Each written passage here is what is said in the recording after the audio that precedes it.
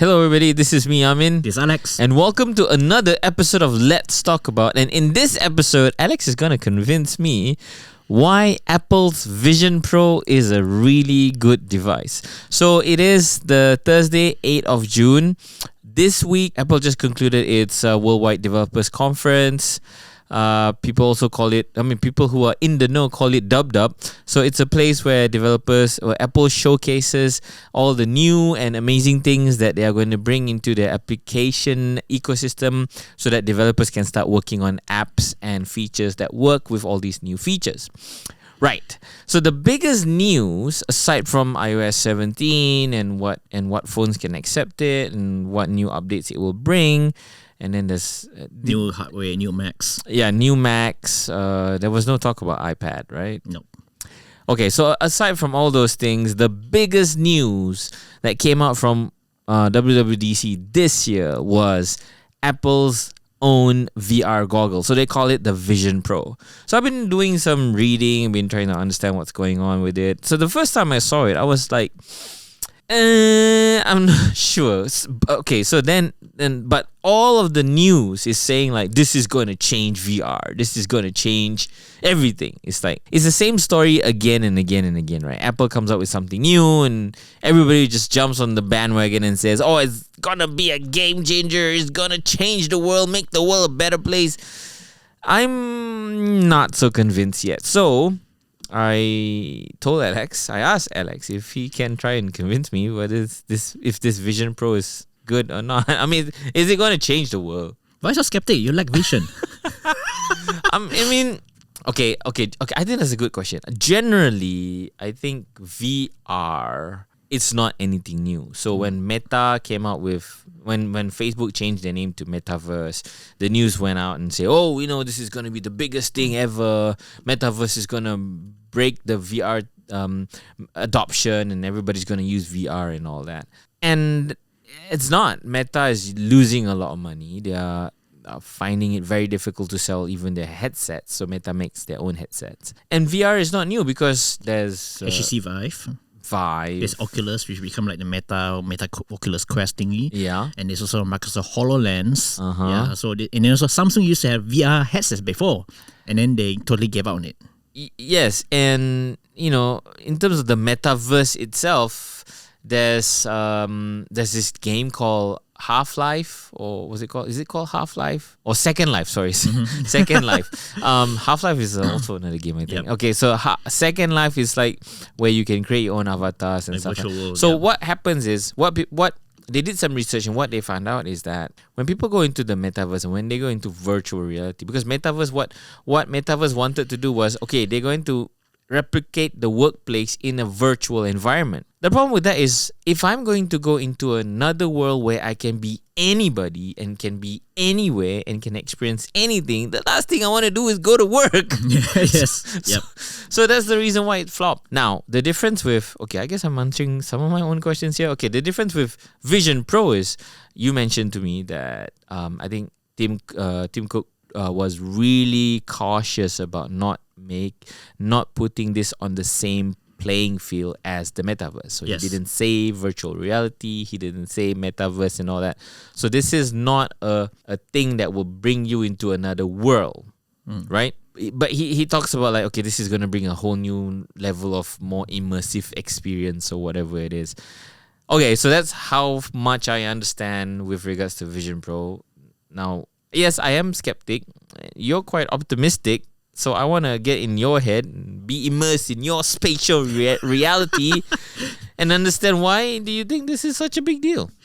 Okay, so I think on the surface, right, yeah, you can just easily rub it off. Yeah, it's another VR headset, I'm not going to put on this thing on my head for 2-3 hours. I'm going to take it off because we've tried that before. It's heavy, bulky, and then hot. And it's hot, and then it's not that great. And like we mentioned before this, right, it's like most of these VR applications is very industrial. It's like for designers, industrial designs, and maybe a bit of, virtual conference, which you can really do on a normal laptop. But this supposedly be more immersive. And of course, there's a few ways of, there's a few versions versions of this kind of implementation. Some could be like running off standalone, like a mobile device, mobile operating system, which is pretty light.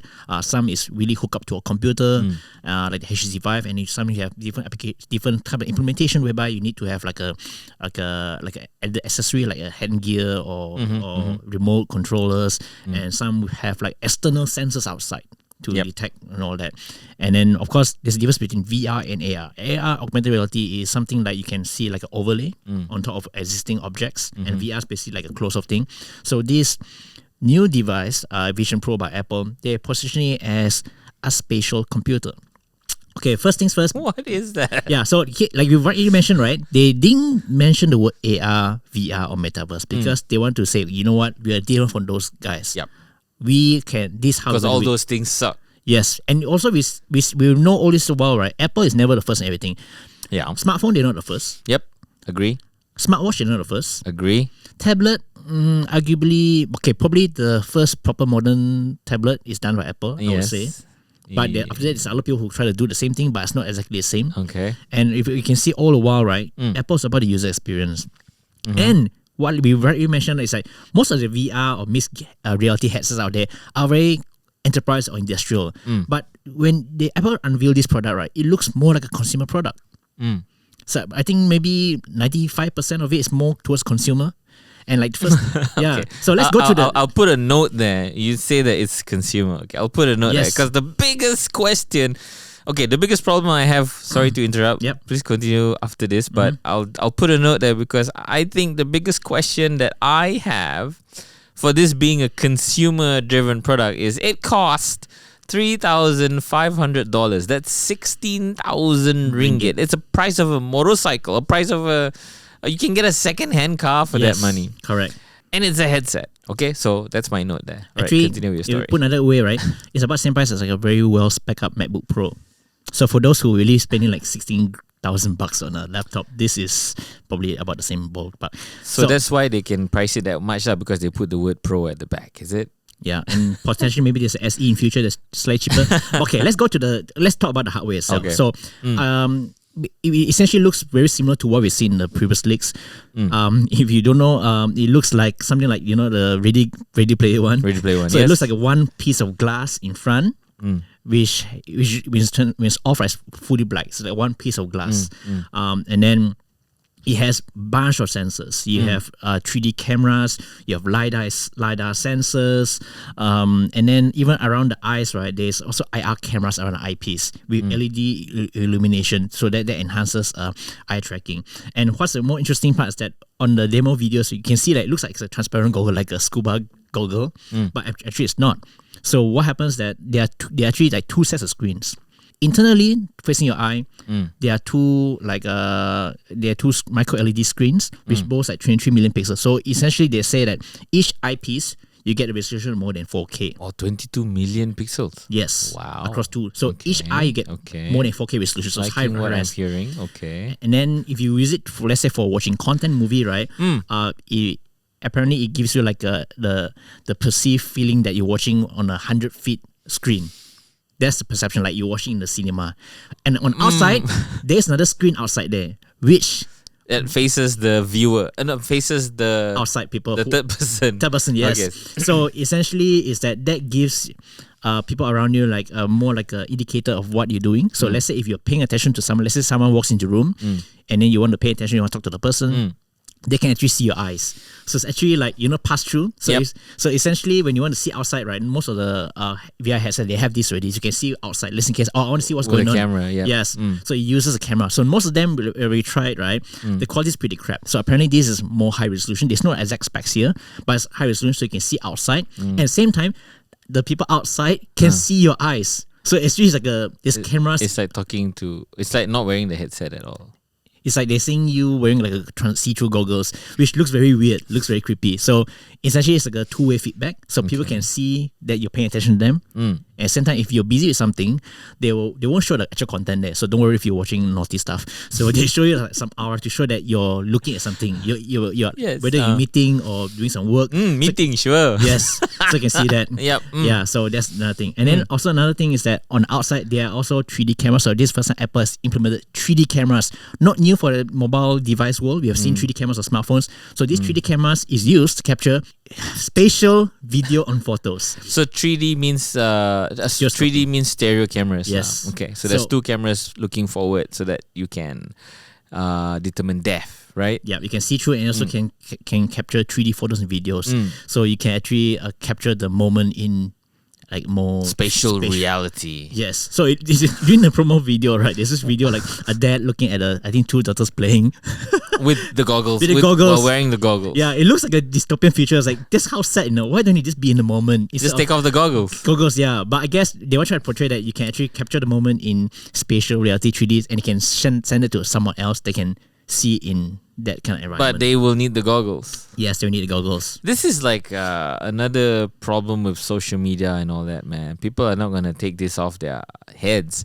I don't know. Am I sounding like an old man or that hates technology? But I think that there needs to be like a limit to what we can and what we should do when it comes to technology. I don't know. You know what's a funny bit? What? During WWDC, right? They say they introduce a lot of new health features. Like for example, they have like a journal. There's a mental health thing going on, and then they also have this like a warning thing for like a downtime and stuff like that. Downtime. So the new one was like for parents with kids, right? You want to limit their not just their downtime. But also limit the distance. So apparently there's this feature on iPad, right? It will warn you that if you're holding your iPad too close. And right immediately after that, Vision Pro, now you have screens directly in front of your eyeballs. Okay. And then here's the thing. So going to the hardware itself, right? So like unlike other VR headsets which has like a mobile processor on it, right? This in a way is like an actual computer because it's running on M2 chip. The same chip you find in a MacBook Air. Okay, it has computer hardware. It's not an actual computer because I can't plug in a keyboard to it. That's where the magic of Apple's ecosystem comes in. So first of all, I think we need to highlight that it runs M2, which is one of Apple's most newest chip. I think that's the newest current chip, right? Yeah, current chip. Yeah. It's running some MacBooks. I think it's MacBook Air. Yep. Some of the Pros. Yep. So it's a powerful chip. Yep. And then to coordinate, because I think the biggest challenge for this headset is to process all the sensors and all that, because it has to make sure that everything's running in real time. So they have another dedicated chip called R1 that handles all the sensors to ensure there's no lag and latency, because that's what they say. That's one of the issues with most of the headsets, to ensure that everything is like in sync in real time. I don't know, man. It sounds like they're creating problems that actually are not problems, and they're saying that, oh, this is a problem and we're solving it. I mean, you don't need to run the sensors in real time if nobody. I mean, like, okay, so the Pico headset. So I've been using it for a while, playing games on it. It's quite fun. Yep. I mean, you have to use the controller thing. Yes, correct. And it has a front-facing camera. It's not a stereo camera. And if I want to converse or talk to somebody, I can turn on the camera and pass through. Yeah. So what I'm trying to say, it's not real time. It only happens when I need it to happen. So I don't see why Apple has to say like all this processing needs to happen real time. Because like the stereo camera doesn't need to work until you want to take a video. No, it's not just about the taking photos, videos, and pass through. It's also the way it handles gestures. Because for the Apple Vision Pro, there's no like controls or all that. It uses head gestures. Because right below, right, there are also additional cameras that actually dedicated to look at your hands, your gestures and all that. So that's why it needs to make sure it coordinates very well. Because I've tried the Microsoft HoloLens, it wasn't as intuitive to use. It's clunky. It's a bit clunky. And sometimes there's a learning curve. Like, why not these actions not getting it right? The gestures are not natural. Yeah, so it's a bit weird. So those are the things I think Apple probably has sorted out. Because as you all know, one thing about Apple, right? Despite the expensive price and the ridiculous things that they say in terms of marketing terms, they often get the UI right, the user experience right. So I think that's something that they probably perfected it, or at least better than the rest. So I guess that's one of the advantage that they have. I agree with you on that, right? So interface wise, I think Apple's the best. especially when it comes to their ecosystem. Yep. Like AirDrop is the best thing ever. Yes. Wi-Fi sharing is the best thing ever. I agree with you, but I just can't get over all this marketing spiel, man. Look at the headline. It says here on the website, right? Welcome to the era of spatial computing. What the hell is that? And then you go down the line, right? Apple Vision Pro seamlessly blends digital content with your physical space. Yep. What? It's not a thing I want. It's a fancy way of saying mixed reality. I don't need it. I mean, again, I might sound like an old man, but... Well, for me, it's like... Okay, here's another one. Sorry, here's another one. Okay. You navigate simply by using your eyes, hands, and voice. Yes. I am using my eyes, my hands, and my voice when I'm using the computer. But you're not Or when I'm using Siri. But you're not using eyes to, select objects and all that. That's the difference. And another thing is that, okay, here's the thing. Let's say for those who wear glasses like you and me, right? Yep. Normally, it's a bit clunky to put your glasses inside the headset. I take them off because I can adjust because I can't see. I have I have nearsightedness. Okay. So I can just adjust the thing, and when it's really close to my eyes, it's not really a problem. So I don't really put on my glasses when I wear VR goggles. Well, for Apple, right, they have a more elegant and also They have a better solution, of course. Yes. They are the best at solving problem. Yes. So because it's not just about adjusting, right? They need to ensure there's accurate eye tracking, besides clarity, but also eye tracking.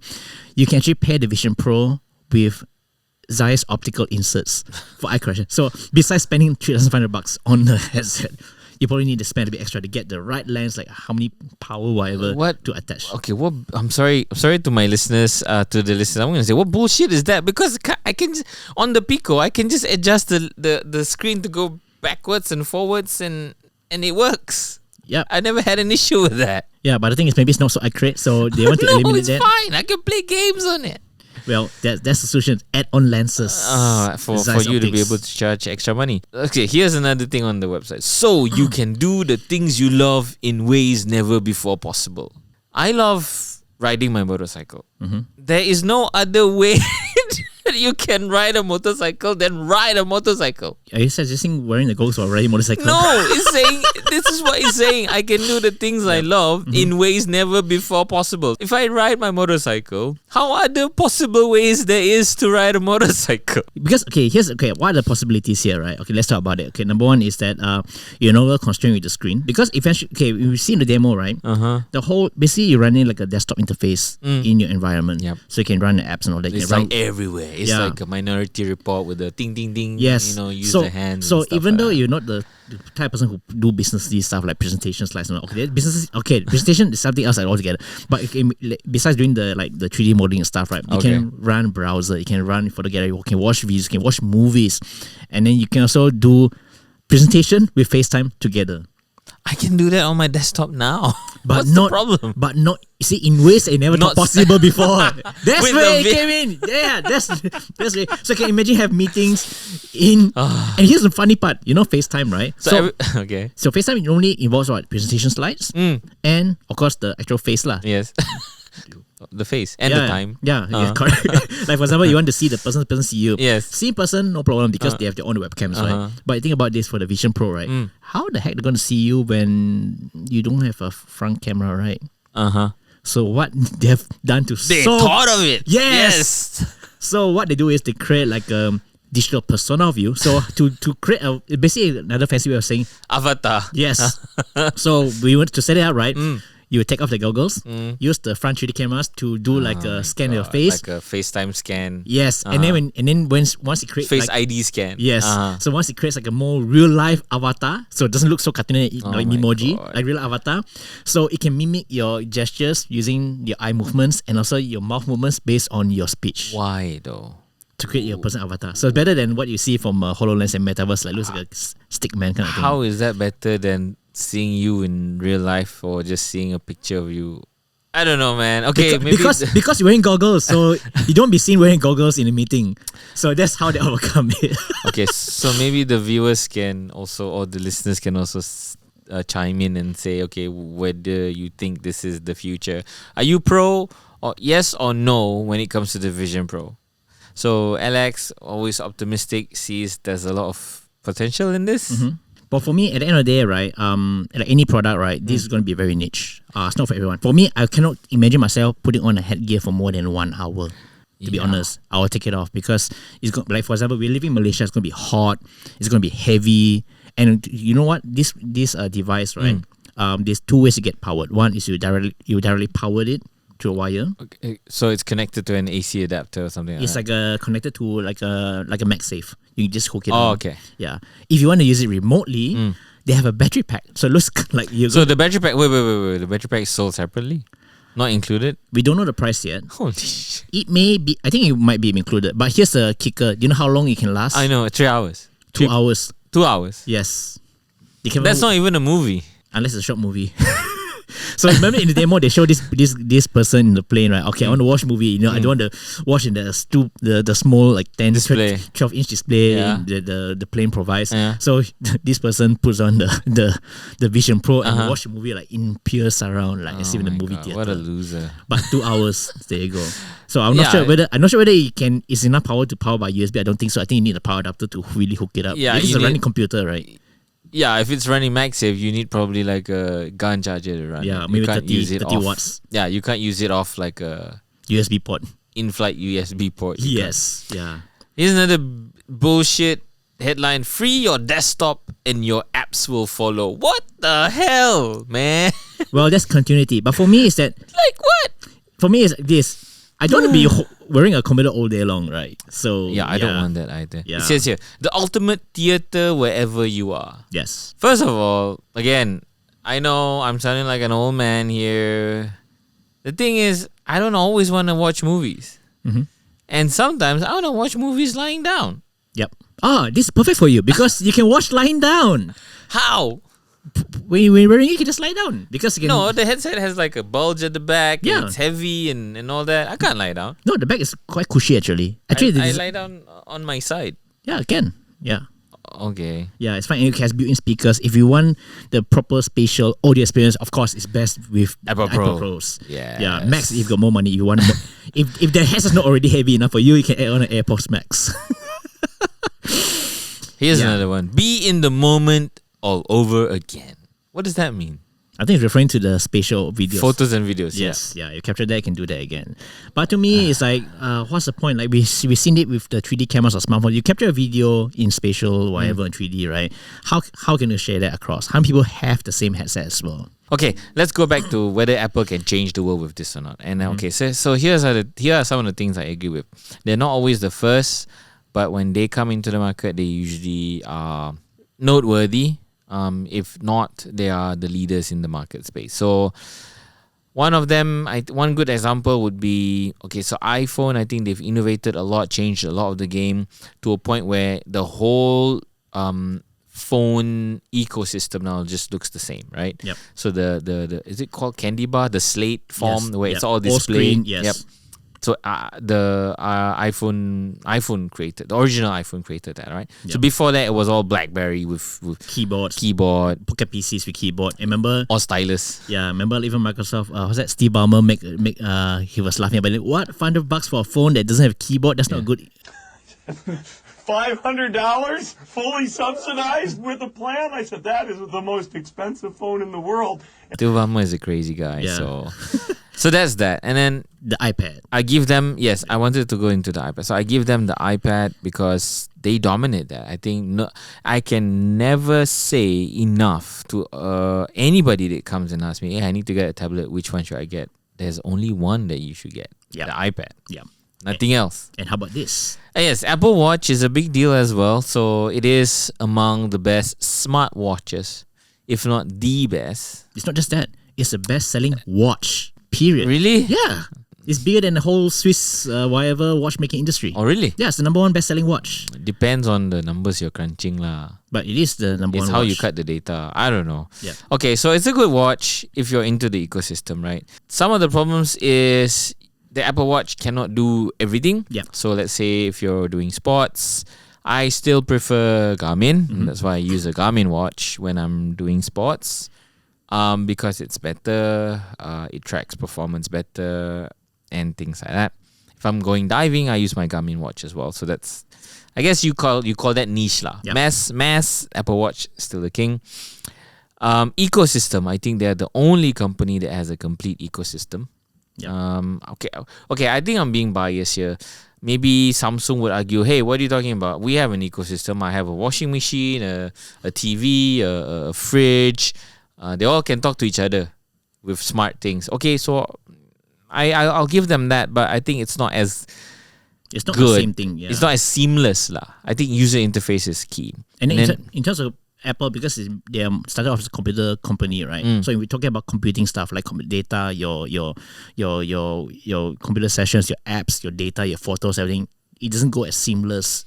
Yeah. Yeah. So no one beats Apple in that. Yeah, like, iCloud, right? Yes. Things just go up there and it's so easy to find. Yep. So when you leave, when you change your phones, right, the iCloud will just download all the settings. Everything is there. It's great. Apple's ecosystem is amazing. Their user interface is really good. Some people argue it's too simplistic. Yeah, I get it. I know a lot of Android fans or users, they use Android is because they like that Android can allow you to tweak a lot of things. You can change the font. You can download install a APK okay, you can do that, and then you can have a customizable interface and all that. interface and all. So there's a lot of customization when it comes to Android, and there's no right or wrong here. Now the thing is, Apple is good. I will give them that at consumer products. The reason why I'm skeptical about this is a lot of people who are reviewing the Vision Pro, a lot of the news article that looks at the Vision Pro, look at it from a consumer lens. The pricing of this product and the application of this product in whatever you want to call it, spatial Yep. or whatever, right?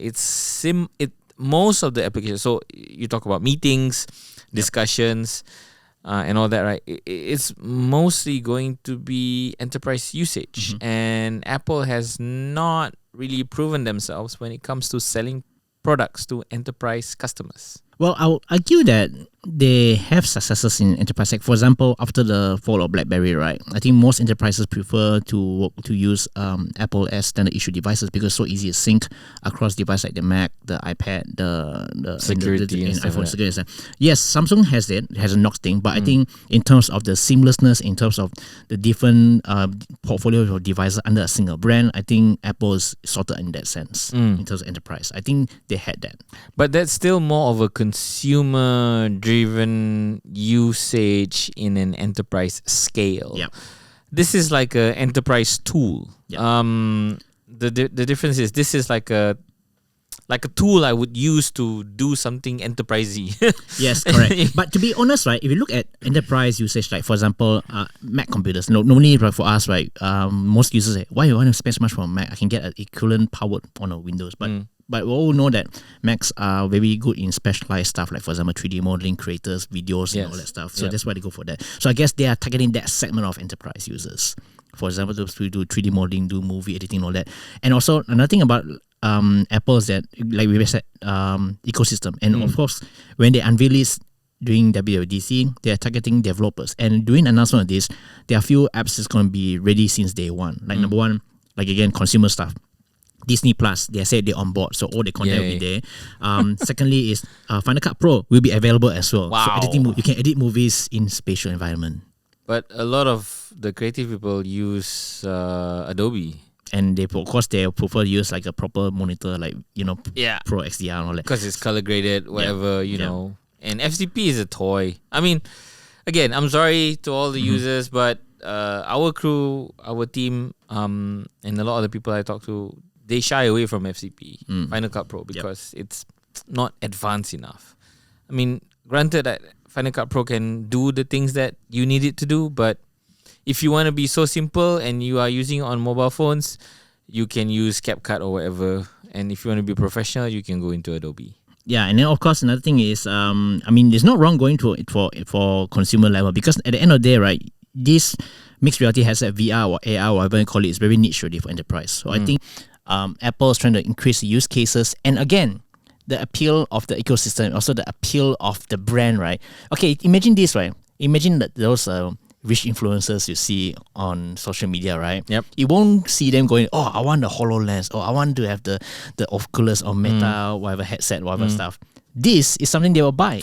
And it has that appeal of Apple again. So in terms of consumer, right, I won't be surprised that most of the Vision Pro sold is for consumer users rather than enterprise. Yes, there'll be enterprise users, but I will still see that this will probably be a segment leader again because it's driven by this segment of people. Segment leader, if you're talking about segment of people who want to show off that they have a Vision Pro, for sure. I would imagine you will see people in Starbucks with their Vision Pro goggles on. Yes, and then when's the last time you see a HoloLens? No, I don't. Yes, exactly. So at the end of the day, it sells. They will dominate. And at the end of the day, I think based on what they have done in terms of user experience, right, I think other players were going to take notice and going to follow the steps of Apple. Maybe. I say that because, I go to Starbucks, I go to coffee places, right? I see people with their iPad Pros, their 12-inch iPad Pros that cost 6,000, 7,000, 8,000, 12,000 ringgit. And all they do is watch movies on it. Yeah, which can use on a normal phone or cheaper device. Yeah. Yes. They just can do it because they want to flex it. Yeah. And, in terms of construction, Vision Pro is probably the most premium headset you can get. About actually the same price as HoloLens 2. Because HoloLens 2 is about 3,500 according but to... that's what I'm saying. It's targeted to enterprise users. Yeah. But HoloLens is designed to be robust. Yep. You can throw it around because people are going to take it, wear it, throw it, drop it, whatever. Oh, that one is actually the industrial edition. That costs about 5,000 USD. God. They have I'm not joking. You see, HoloLens 2 designed tested to support regular environments. Industrial edition. Yeah, Yes. sorry. I thought there's a Vision Pro industrial No, edition. no. You mean like Ultra? Hey, don't give Timmy ideas. I won't be surprised though. No, but okay. My point is the robustness of this Vision Pro thing is questionable. It's made out of glass and aluminium, Yes. which is a very soft metal. And headsets, you're gonna drop them. I think they're trying to make it as light as possible, but from what we've seen from the first impression, people still say that it's still a bit heavy. So that's at the end of the day for me, right? Glass is heavy, man. Yeah, and metal. So to me, right, it's not something I'm going to use all day because we tried, like for watching movies, right? I want to have this on my head for 2 hours. I can't stand 1 hour plus. I'll take them off. Yeah. So it's a niche product. I think Apple is just trying to see what it can do in this segment and see how it can do better. But is it going to be for everyone? Definitely no. It's going to be a niche product. Okay, so we started the show with this question, like, Alex is going to convince me about this Vision Pro, whether it's going to be good or not. But I'm just saying what the media is saying about this is not what it's going to be. That's all I'm saying. Well, it's not going to change the world. Okay, for me, it's a bit too early to tell right now. And also, number one is, will it be eventually released? Because there's possibility that, vaporware or might be delayed. Like for example, Apple Watch, when they first announced Apple Watch, right? They don't have a definite timeline. Say, next year. And then eventually, I think it was launched around June or something like that. So it was slightly delayed. But eventually it took off. And then the first gen product, right? We were not impressed. We was like, hey, the battery life is not good. Yep. A lot of things you can't do, which the Samsung Galaxy Watch can do. And eventually, they perfected things in the next few iterations, and the ecosystem really helped them a lot. So hopefully, maybe that could be the same thing as well for this Vision Pro. Yeah, I agree. So I agree that the ecosystem is going to be the biggest puller for anybody who wants to come in and buy this Vision Pro.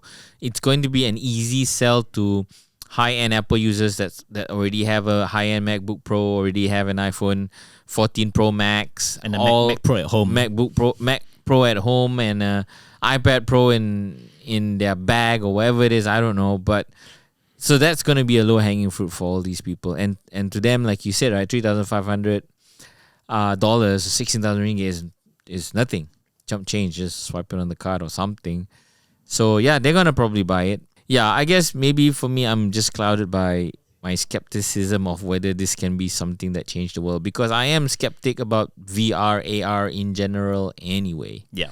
So I'm just surprised that Apple is investing a lot into this. Maybe it's just me looking at it and not seeing what Apple is seeing, and so I guess I have to do more research and see strategically through the lens, right?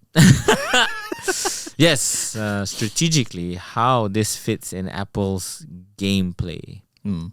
But I'm skeptic because I don't like it when people say, they've never done anything wrong. They've always come in and changed the game. They've always come in and innovated.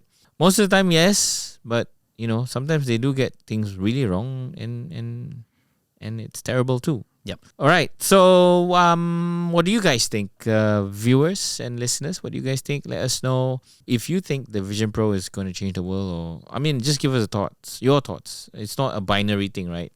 Is it going to change the world? Is it not going to change the world? Or it could be in between, right? Yeah. It changes some worlds. It doesn't change other worlds. I don't know. So let us know what you think. We are also available on podcast. So if you want to listen to us while you're driving or you can watch this on Vision Pro. If it's okay. Point. When the YouTube apps are available on Vision Pro. Okay. Oh, YouTube is not available on Vision Pro. They haven't announced it, but I would say likely you should be able to watch because you can have Safari in it. I can run browsers on it. Yeah, right? you can So watch. It shouldn't be a problem. Would you get one? Nope. Mm. For me, I'm gonna wait and see because, like, for example, like we mentioned before, No, right? even if it's like a big deal, right? Would you get one? You can wait and see, and then say, okay, it makes sense.